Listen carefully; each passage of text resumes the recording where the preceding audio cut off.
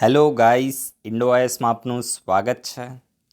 આજનો પહેલો ક્વેશ્ચન છે, which of the following is the second largest district of India? એટલે કે નીચેનામાંથી ઇન્ડિયાનું સેકન્ડ લાર્જેસ્ટ ડિસ્ટ્રિક્ટ, ઇન્ડિયાનો બીજો સૌથી મોટો જિલ્લો કયો છે? એના વિશે તમે ઇન્ફોર્મેશન આપો. વિસ્તારની દ્રષ્ટિએ પૂછવામાં આવ્યું છે. ઓપ્શન છે લેહ, બિકાનેર, અનંતપુર કે જૈસલમેર. આ 4 જિલ્લામાંથી ઇન્ડિયાનો બીજો સૌથી મોટો જિલ્લો કયો છે? ઇન્ફોર્મેશન આપો. કરંટમાં ન્યૂઝમાં રહ્યું છે. બીજો ક્વેશ્ચન ખૂબ જ સારો એવો ક્વેશ્ચન છે અને યુપીએસસીમાં પણ આ ક્વેશ્ચન બને એવો છે. અને જ્યારે આપણે આ ક્વેશ્ચન વિશે આર્ટિકલ ડિસ્કસ કર્યો હતો ત્યારે મેં તમને ડિટેલમાં ઇન્ફોર્મેશન આપી હતી ધ સેન્ટ્રલ એમ્પ્લોયમેન્ટ ગારંટી કાઉન્સિલના વિશે. આ સેન્ટ્રલ એમ્પ્લોયમેન્ટ ગારંટી કાઉન્સિલ છે તો એને કયા એક્ટના તહેત બનાવવામાં આવી છે એના વિશે ઇન્ફોર્મેશન આપો. તમારી પાસે ઓપ્શન છે મિનિમમ વેજીસ એક્ટ 1948. બીજો ઓપ્શન છે ફેક્ટરીઝ એક્ટ 1948. ત્રીજો ઓપ્શન છે Mahatma Gandhi national rural employment guarantee act, જેને આપણે મનરેગા એક્ટ 2005 કહીએ છીએ, તો એના તહેત બનાવવામાં આવ્યું છે કે નન ઓફ ધી અબોવ. તો આ 4 જે ઓપ્શન છે એમાંથી સાચો આન્સર શું આવશે? એટલે કે કયા એક્ટના તહેત સેન્ટ્રલ એમ્પ્લોયમેન્ટ ગારંટી કાઉન્સિલને બનાવવામાં આવી છે એના વિશે ઇન્ફોર્મેશન આપો. ઇન્ડોઆઈએસમાં જ્યારે મેં આના વિશે ડિસ્કશન કરાવી હતી ત્યારે ડિટેલમાં તમને ઇન્ફોર્મેશન આપી હતી અને ખાસ કરીને આના ચેરમેન કોણ હોય છે એના વિશે પણ તમને ઇન્ફોર્મેશન આપી હતી. નેક્સ્ટ આજનો ક્વેશ્ચન એમેઝોનિયા 1 સેટેલાઇટના વિશે છે. આ એમેઝોનિયા 1 એક ઓપ્ટિકલ અર્થ ઓબ્ઝર્વેશન સેટેલાઇટ છે. તો આ સેટેલાઇટને કયા દેશ દ્વારા, મતલબ આ જે સેટેલાઇટ છે તો કયા દેશની સેટેલાઇટ છે એના વિશે તમારે ઇન્ફોર્મેશન આપવાની છે. તમારી પાસે ઓપ્શન છે બ્રાઝિલ, યુએસએ, મેક્સિકો કે જર્મની. આ 4 દેશમાંથી એમેઝોનિયા 1 એ કયા દેશની સેટેલાઇટ છે? ઇન્ફોર્મેશન આપો. ખૂબ જ સારો એવો ક્વેશ્ચન છે. એના પછી આજનો યુપીએસસી માટેનો ટોપ લેવલનો ક્વેશ્ચન બની શકે એવો આર્ટિકલ આપણે ડિસ્કસ કરવાના છીએ. ઇવન જીપીએસસીમાં પણ પ્રશ્ન બનશે. જીપીએસસીમાં થોડો ફેક્ચ્યુઅલ પ્રશ્ન બનશે. યુપીએસસીમાં આટલું જ પૂછવામાં આવશે. ઇવન ક્વેશ્ચન આમાં બનેલો પણ છે. યુપીએસસીએ ક્વેશ્ચન પૂછેલો છે ગ્લોબલ જેન્ડર ગેપ રિપોર્ટ 2000 છે, મતલબ જે ગ્લોબલ જેન્ડર ગેપ રિપોર્ટ છે તો આ રિપોર્ટને કોના દ્વારા રિલીઝ કરવામાં આવે છે? World economic forum. આટલો સિમ્પલ ક્વેશ્ચન યુપીએસસીમાં બનેલો છે. અને અત્યારે ન્યૂઝ શું છે કે રિસન્ટલી વર્લ્ડ ઇકોનોમિક ફોરમ દ્વારા, યાદ રાખજો ખૂબ જ ઇમ્પોર્ટન્ટ છે, વર્લ્ડ ઇકોનોમિક ફોરમ દ્વારા ગ્લોબલ જેન્ડર ગેપ રિપોર્ટ 2021 છે તો એને રિલીઝ કરવામાં આવ્યો છે. અને એમાં ભારતનું પરફોર્મન્સ ખૂબ જ ખરાબ રહ્યું છે. પૂરા સાઉથ એશિયન રિજન છે એમાં અને ઇન્ડિયાની નેબરિંગ કન્ટ્રી જેવી રીતે બાંગ્લાદેશ છે, એના સિવાય તમે મ્યાનમાર જુઓ, નેપાળ, ભૂતાન, આવા દેશો કરતાં પણ ઇન્ડિયાનું પરફોર્મન્સ આ ગ્લોબલ જેન્ડર ગેપ રિપોર્ટમાં ખૂબ જ ખરાબ રહ્યું છે. તો આપણે આ રિપોર્ટ વિશે ડિટેલમાં થોડી ઇન્ફોર્મેશન લઈએ. ગયા વર્ષ કરતાં ઇન્ડિયાનું જે સ્થાન છે તો 28 જેટલા પ્લેસ ઘટી ગયું છે. સમજી ગયા? 28 પ્લેસ ડાઉન થયું છે. તો જસ્ટ ખાલી તમારે શું યાદ રાખવાનું છે કે ગયા વર્ષની કમ્પેરિઝનમાં ઇન્ડિયાનું જે સ્થાન છે તો એ ડાઉન થયું છે. તમને કન્ફ્યુઝ કરવા હશે તો એવું લખશે કે ભાઈ ઇન્ડિયાનું સ્થાન ઇમ્પ્રૂવ થયું છે, તો એ સ્ટેટમેન્ટ રોંગ હશે. ઇન્ડિયાનું સ્થાન છે તો ડાઉન થયું છે. India has fallen 28 places in the world economic forum global gender gap report 2021 and is now one of the worst performers in the South Asia region, trailing behind neighbours like the Bangladesh, Nepal, Bhutan, Sri Lanka અને Myanmar. એટલે કે આવા જે દેશો છે, આપણા neighbouring પડોશી દેશો છે, બાંગ્લાદેશ, ભૂતાન, નેપાલ, શ્રીલંકા, તો આવા દેશો કરતાં પણ ઇન્ડિયાનું પરફોર્મન્સ ખૂબ જ ખરાબ છે. અને ઇન્ડિયાનો રેન્ક કયો છે તો 156 દેશોમાં 140માં રેન્કે આવે છે. ભાઈ 140માં રેન્કે આવે છે 156 દેશમાં. સમજી ગયા? તો આ તમે ખાસ યાદ રાખજો. 140મો રેન્ક છે ને એને તો તમે ખાસ યાદ રાખજો. ઇન્ડિયાનો રેન્ક છે 156 દેશમાં. અને South Asia incidentally is one of the worst performing region follow by the Middle East and northern Africa. એટલે વિશ્વભરની આપણે વાત કરીએ તો વિશ્વમાં જે અલગ અલગ રીજન છે તો એમાં સૌથી ખરાબ રીજન જે પરફોર્મન્સ રહ્યું છે તો કયા રીજનનું રહ્યું છે? તો સાઉથ એશિયા રીજનનું રહ્યું છે. સાઉથ એશિયા એટલે તમે સમજો ને, જે સાર્ક કન્ટ્રી છે એની વાત છે, south Asian association four regional cooperation, south Asian countries છે, તો એનું પરફોર્મન્સ ઓવરઓલ સમગ્ર વિશ્વમાં ખરાબ રહ્યું છે. જેન્ડર ગેપ જે રિપોર્ટ છે એની વાત છે, ગ્લોબલ જેન્ડર ગેપ રિપોર્ટમાં, રાઈટ, સાઉથ એશિયા રીજનનું પરફોર્મન્સ સૌથી ખરાબ રહ્યું છે. એના પછી બીજું સૌથી ખરાબ પરફોર્મન્સ કોનું રહ્યું છે તો મિડલ ઇસ્ટ રીજન છે એનું, અને ત્રીજું છે નર્ધન આફ્રિકા. તો આ ફેક્ટ પણ તમે યાદ રાખી શકો છો. અને સાઉથ એશિયા રીજનમાં પણ લીડિંગ કન્ટ્રી કોણ છે ખરાબ પરફોર્મન્સમાં? તો એ આપણું ભારત છે, right. And many countries have fared worse in these years ranking compared to the last year on account of the economic performance. એટલે કે જો આમાં છે ને મેઇનલી 4 પેરામીટર્સ છે, એના વિશે હું તમને ઇન્ફોર્મેશન આપું છું. પહેલાં આપી દઉં, ચાલો. મેઇનલી આમાં છે ને 4 ડાયમેન્શન, 4 પેરામીટર્સને ધ્યાનમાં લેવા દેવામાં આવે છે અને એ કયા છે આના વિશે યુપીએસસીમાં ક્વેશ્ચન બનશે. યાદ રાખજો, ખૂબ જ ઇમ્પોર્ટન્ટ છે. યુપીએસસી આ રીતે ક્વેશ્ચન પૂછે છે.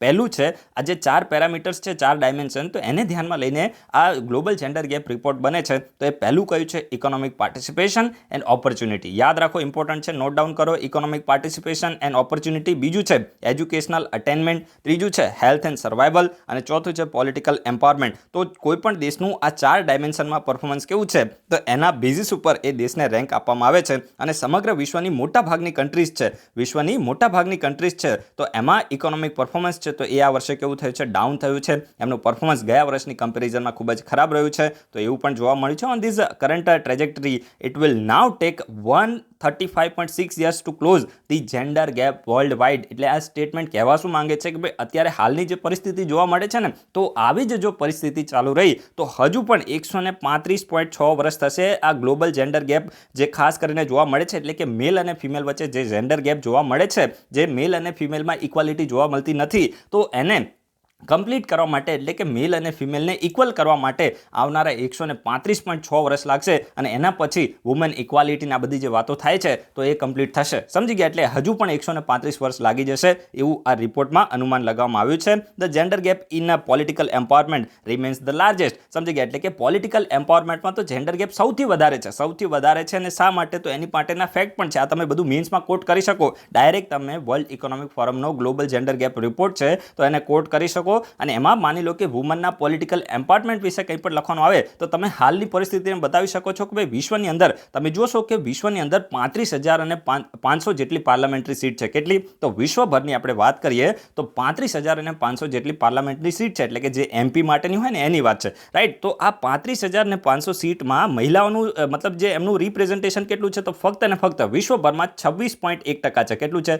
26.1% છે 35,500 સીટમાં. સમજી ગયા? અને એના સિવાય આપણે જોઈએ કે વિશ્વની અંદર 3400 જેટલા શું જોવા મળે છે? મિનિસ્ટર જોવા મળે છે. 3400 જેટલા, જેમાં આપણા મિનિસ્ટર હોય ને, મિનિસ્ટર ઓફ એજ્યુકેશન છે, મિનિસ્ટર ઓફ ડિફેન્સ છે, ફાઇનાન્સ છે, તો વિશ્વની અંદર આવા મિનિસ્ટર છે. તો એમાં મહિલાઓ કેટલી છે? તો 22.6% મહિલાઓ જોવા મળે છે. તો આ પણ તમને ખબર પડી ગયા. પોલિટિકલ એમ્પાવરમેન્ટ તમે જોઈ શકો છો.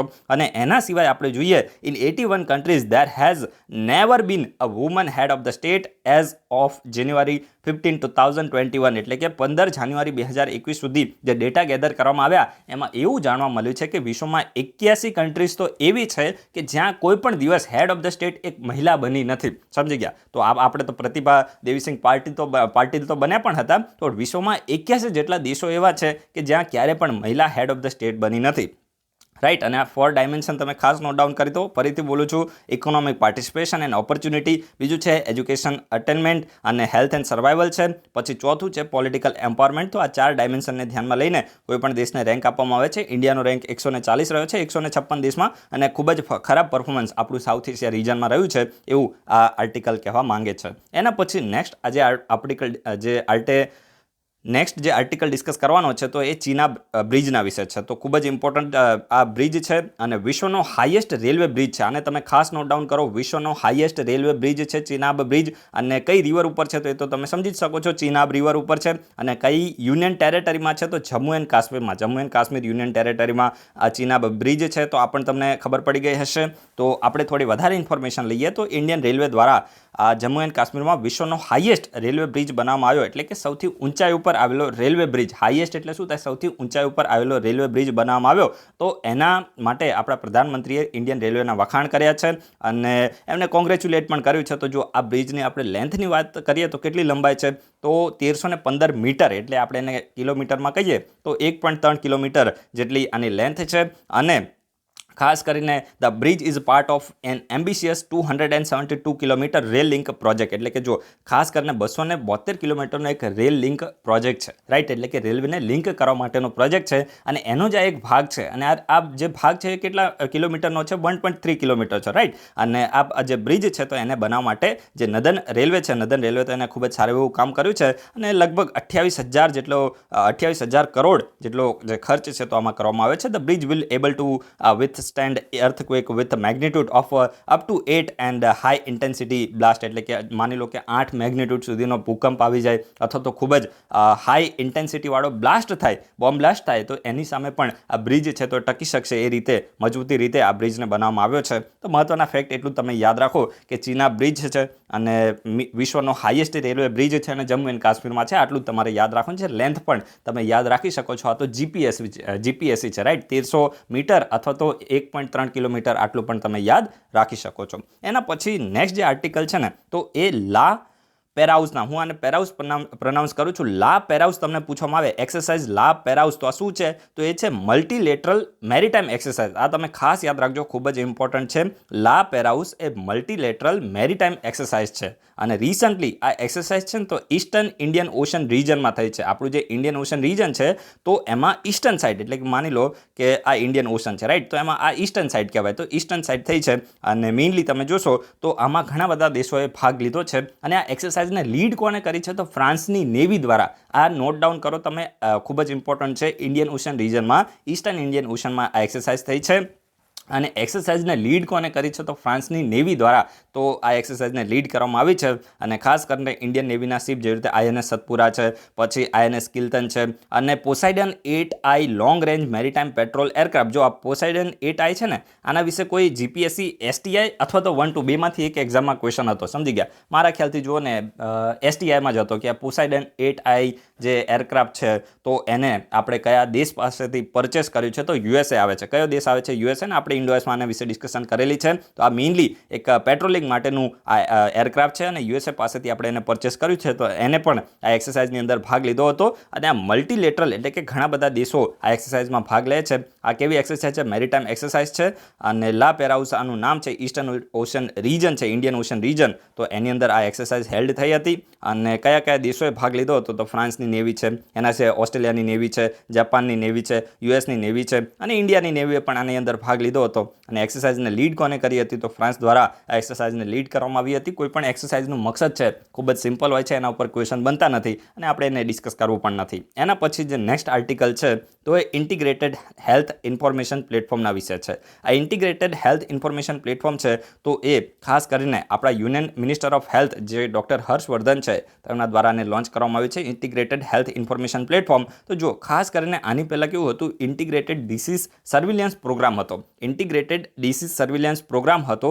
તો આનું શું છે? આનું એક નેક્સ્ટ જનરેશન એટલે કે ન્યૂ વર્ઝન છે. ડિસીઝ સર્વિલન્સ એટલે તમે સમજો ને, જે પણ ખાસ કરીને જે પણ ભારત દેશની અંદર ડિસીઝ જોવા મળતા હોય, રોગો જોવા મળતા હોય, તો એના સર્વિલન્સ માટેનો એની દેખરેખ માટેનો એક પ્રોગ્રામ હતો જેનું નામ હતું ઇન્ટિગ્રેટેડ ડિસીઝ સર્વિલન્સ પ્રોગ્રામ. તો આનું શું છે? ન્યૂ વર્ઝન છે ઇન્ટિગ્રેટેડ હેલ્થ ઇન્ફોર્મેશન પ્લેટફોર્મ. સમજી ગયા? તો આ વસ્તુ તમારે યાદ રાખવાનું છે. નેક્સ્ટ વર્ઝન જેને આપણે કહી શકીએ, જેમ મોબાઈલમાં હોય ને એવી જ રીતે ડિસીઝના સર્વિલન્સ માટેનું આ એક પ્લેટફોર્મ છે અને ઇન્ટિગ્રેટેડ હેલ્થ ઇન્ફોર્મેશન પ્લેટફોર્મ આનું નામ છે. તો તમને કોઈ પૂછે કે ઇન્ટિગ્રેટેડ હેલ્થ ઇન્ફોર્મેશન પ્લેટફોર્મ શું છે? તો ડિસીઝના સર્વિલન્સ માટેનું પ્લેટફોર્મ છે. સમજી ગયા? તો આટલું જ તમારે યાદ રાખવાનું છે. According to the minister, India is the first country in the world to adopt such an advance disease surveillance system. અને આપણા જે મિનિસ્ટર છે ડૉક્ટર હર્ષવર્ધન, એમના મત અનુસાર ઇન્ડિયા એ વિશ્વની પહેલી એવી કન્ટ્રી છે જેને ડિસીઝના સર્વિલન્સ માટે આ પ્રકારની જે સિસ્ટમ છે તો એને એડોપ્ટ કરી છે. અને the new version of the integrated health information platform will house the data entry and management for the India's disease surveillance programme. એટલે કે જે ઇન્ડિયાનો ડિસીઝ સર્વિલન્સ પ્રોગ્રામ છે તો એની માટે ડેટા એન્ટ્રી અને જે મેનેજમેન્ટ છે તો એને પણ આ નવી જે સિસ્ટમ છે, નવું જે પ્લેટફોર્મ છે તો એમાં એને સામેલ કરવામાં આવશે. And in addition to tracking 33 disease now as compare to the earlier 18 disease, એટલે કે જે પહેલાંની સિસ્ટમ હતી તો એમાં 18 જેટલા જે ડિસીઝ છે, 18 જેટલા રોગોને ટ્રેક કરવામાં આવતા હતા, એની જગ્યાએ નવી સિસ્ટમમાં 33 જેટલા રોગોને ટ્રેક કરવામાં આવશે.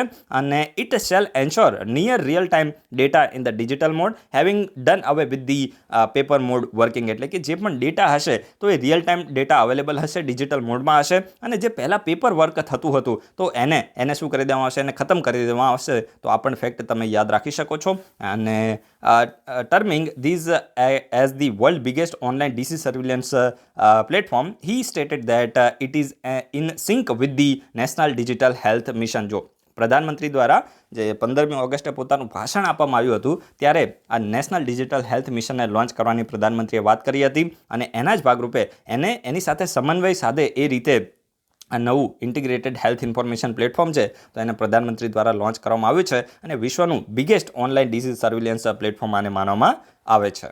રાઈટ. એના પછી જે નેક્સ્ટ આર્ટિકલ છે ને તો એ વધારે ટેકનિકલ, તમારે એમાં વધારે સ્ટડી કરવાની નથી, જસ્ટ ખાલી એક્ઝામમાં ક્વેશ્ચન બને એટલું જ તમારે રાખવાનું છે. એડવાન્સ શાર્પ, હું આને શાર્પ પ્રોનાઉન્સ કરું છું, technology to safeguard the naval ship, એટલે કે એડવાન્સ શાર્પ ટેકનોલોજી છે તો શાની માટે છે, તો જે નાવેલ શિપ છે તેને સેફગાર્ડ કરવા માટે છે. પહેલું તો તમે આટલું યાદ રાખો. તમને કોઈ પૂછે જીપીએસસીમાં ક્વેશ્ચન આવે કે એડવાન્સ શાર્પ ટેકનોલોજી છે તો શાની માટે છે, તો મેઇનલી આ નાવેલ શિપ હોય તો એને પ્રોટેક્ટ કરવા માટે છે. અમુક લોકો આને ચાપ પ્રોનાઉન્સ કરશે તો એ રીતે તમે રાખો, તમે જે રીતે ખુશ રહો એ રીતે રાખો. રાઈટ. તો સૌથી પહેલાં તો એટલું તમે યાદ રાખો કે ડીઆરડીઓ દ્વારા આ એડવાન્સ શાર્પ ટેકનોલોજી છે તો એને શું કરવામાં આવે છે, ડેવલપ કરવામાં આવી છે. તો તમને કોઈ પૂછે કે એડવાન્સ શાર્પ ટેકનોલોજી છે તો એને કોના દ્વારા ડેવલપ કરવામાં આવી છે, કોના દ્વારા વિકસિત કરવામાં આવી છે, તો DRDO defence research and development organisation. અને જીપીએસસીને તો એની લેબથી પણ પ્રેમ હોય છે, તો કદાચ લેબ પણ તમને પૂછી લે તો ડીઆરડીઓની એક લેબ છે જેનું નામ છે જોધપુર, સમજી ગયા, ડિફેન્સ લેબોરેટરી જોધપુર. તો એના દ્વારા આ ઇન્ડિજિનિયસલી નવી સિસ્ટમને ડેવલપ કરવામાં આવી છે અને આ સિસ્ટમના 3 વેરિયન્ટ છે. એક છે શોર્ટ રેન્જ, બીજું છે મીડિયમ રેન્જ અને ત્રીજું છે લોંગ રેન્જ. તો એટલું જ તમે યાદ રાખો કે જે પણ નાવેલ શિપ હોય તો એને પ્રોટેક્ટ કરવા માટે છે. અને આમાં થશે શું, તો ખાસ કરીને જે પણ દુશ્મન દેશ હોય તો એના રડાર છે, સમજી ગયા, એના સિવાય એની જે રેડિયો ફ્રીક્વન્સી મિસાઇલ સીકર હોય તો આ બધાને શું કરી નાખે, એને નિષ્ક્રિય કરી નાખે. એવી આ જે સિસ્ટમ છે તો એની અંદર એવો પાવર હોય છે, એવી શક્તિ હોય છે. તો તમારે હવે વધારે આની અંદર સાયન્ટિસ્ટ બનવાનું નથી, તો કઈ રીતે આને નિષ્ક્રિય કરશે અને કઈ રીતે જે દુશ્મન દેશ છે તો એના રડારની જે પણ હશે તો એમાં નાવેલ શિપ આવશે ને એ બધું આપણે કંઈ સ્ટડી કરવાની જરૂર આવતી નથી. તમારે સાયન્ટિસ્ટ બનવાનું નથી. અને કોઈને સ્ટડી કર્યું હોય તો તમે ડીઆરડીઓની વેબસાઇટ ઉપર જઈને વધારે એમાં પીએચડી કરી શકો છો. બાકી યાર મારે તો એટલી બધી ઇન્ફોર્મેશન આપવાનો સમય નથી, તો આપણે વિડીયોને કમ્પ્લીટ કરીએ.